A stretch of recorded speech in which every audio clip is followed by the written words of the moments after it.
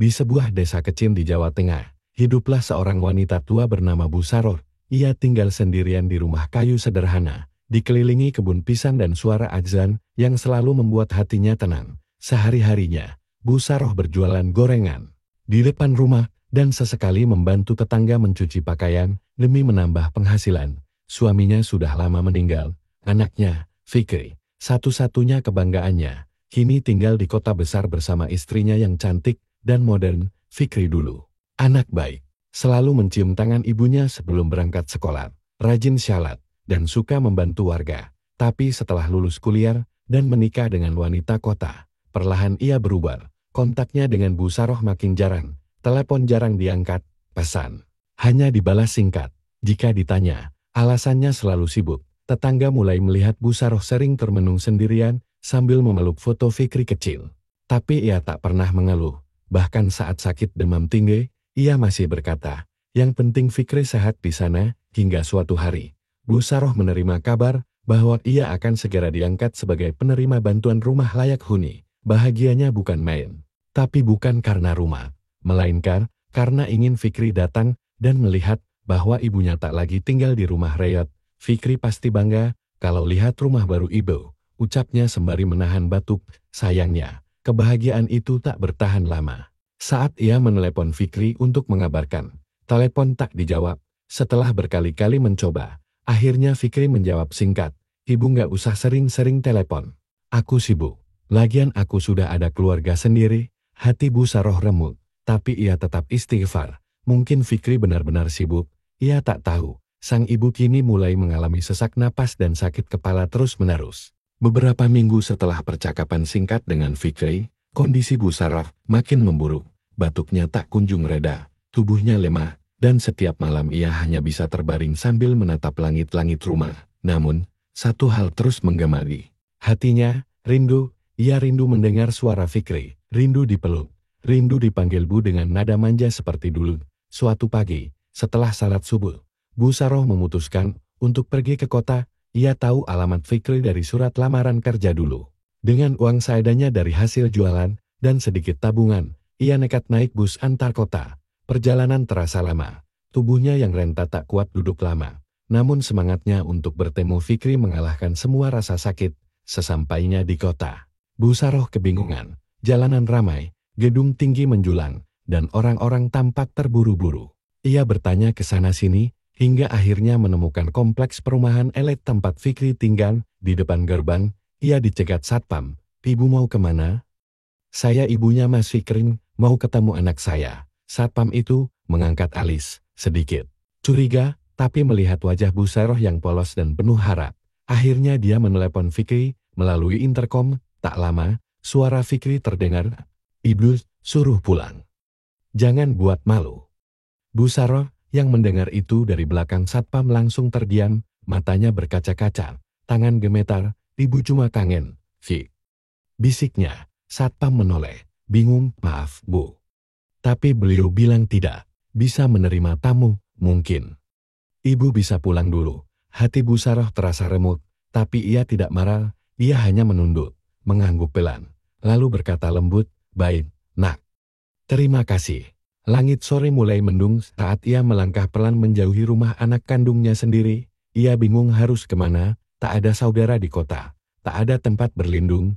Akhirnya, ia berjalan ke sebuah masjid yang ia lewati tadi siang, masjid sederhana di pinggir jalan.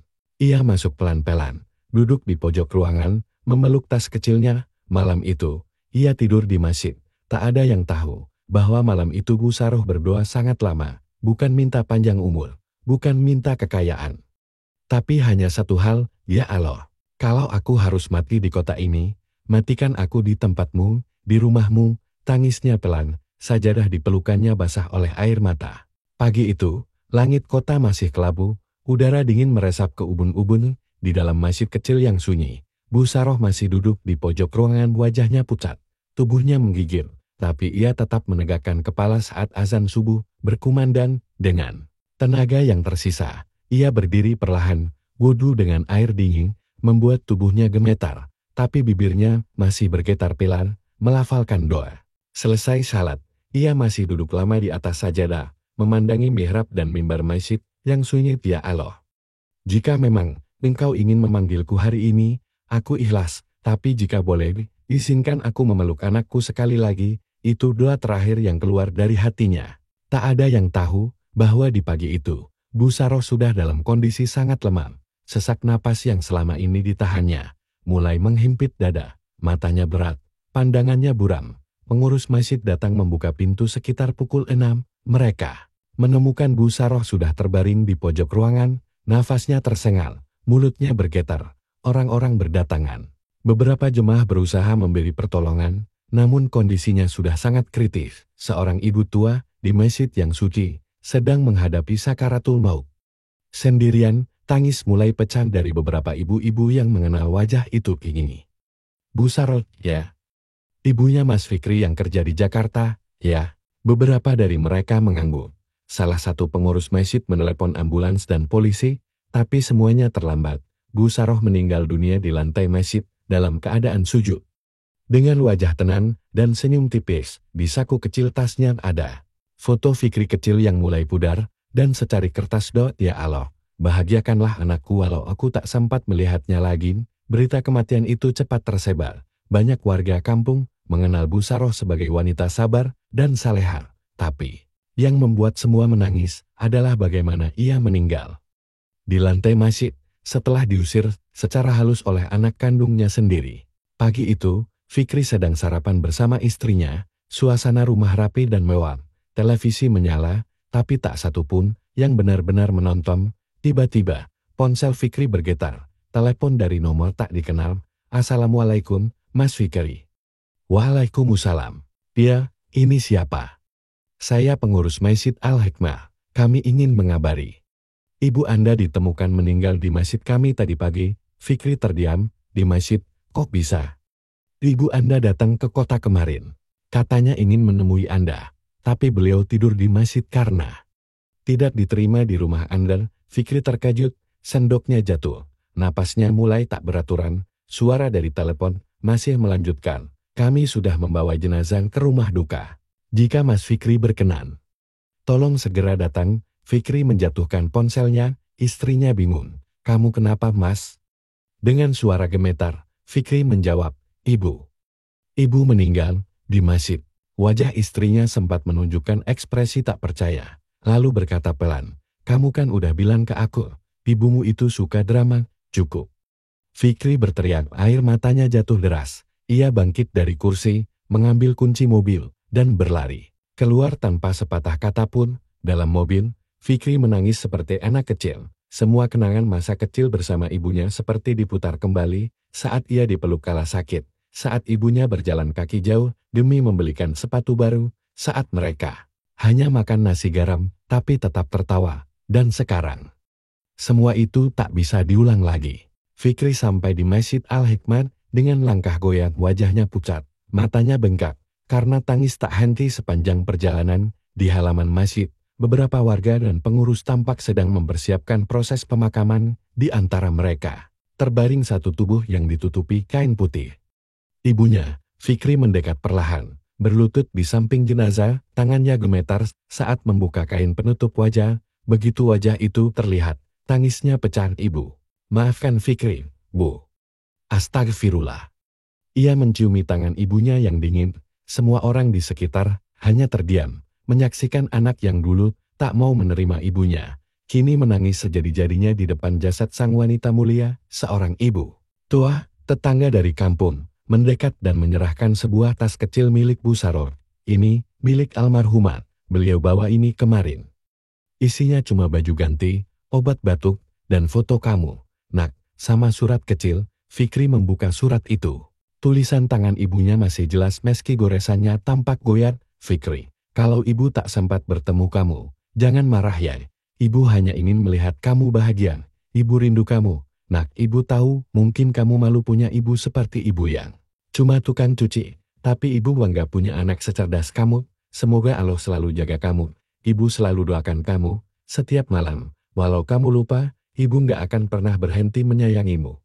Surat itu basah oleh air mata Fikri. Ia menciumi kertas itu seperti ingin memeluk ibunya lewat tulisan. Pemakaman berlangsung dengan suasana haru. Banyak jemaah dan warga yang hadir mendoakan Bu Saror. Setelah dimakamkan, Fikri tak langsung pergi, ia duduk lama di samping makam, berbisik lirir, "Aku durhaka, Bu. Aku telah lukai orang yang paling tulus dalam hidupku, aku malu. Pada Allah, pada Ibu, dan pada diriku sendiri." Hari-hari setelah pemakaman, Fikri berubah total, ia mulai rajin ke masjid, mengenakan pakaian sederhana, dan mulai aktif dalam kegiatan sosial. Ia mengundurkan diri dari pekerjaannya yang bergengsi dan membuka lembaga sosial untuk anak-anak yatim. Setiap Jumat, ia datang ke makam ibunya, membawa bunga dan air, lalu duduk lama sambil membaca Al-Quran, kadang hanya diam, kadang menangis, kadang tersenyum kecil, seolah sedang berbicara dengan ibunya, istrinya, yang dulu sering mencemooh dan membatasi Fikri, akhirnya meninggalkannya. Tapi Fikri tidak mencari pengganti. Ia merasa tugas hidupnya kini adalah menebus dosa, bukan mengejar dunia. Ia sering menceritakan kisah ibunya di berbagai kajian, di hadapan anak muda yang mulai lupa akan orang tuanya. Dengan suara berat dan mata berkaca-kaca, ia berkata, "Saya adalah anak durhaka, dan saya kehilangan ibu saya di lantai masjid karena saya malu mengakuinya. Jangan tunggu Allah menampar hati kalian sekeras yang saya alami. Jika orang tua kalian masih hidup, peluk mereka, mohon maaf, dan bahagiakan mereka." Sebelum tak ada lagi waktu, cerita Fikri menyentuh banyak orang. Banyak pemuda yang menangis, menelepon orang tua mereka selesai kajian, tapi bagi Fikri, tak ada satu hari pun yang ia lalui tanpa rasa sesal. Ia tahu bahwa ibunya terus mengalir hingga kini, karena hanya cinta. Ibu yang bisa tetap menguatkan, bahkan setelah maut memisahkan.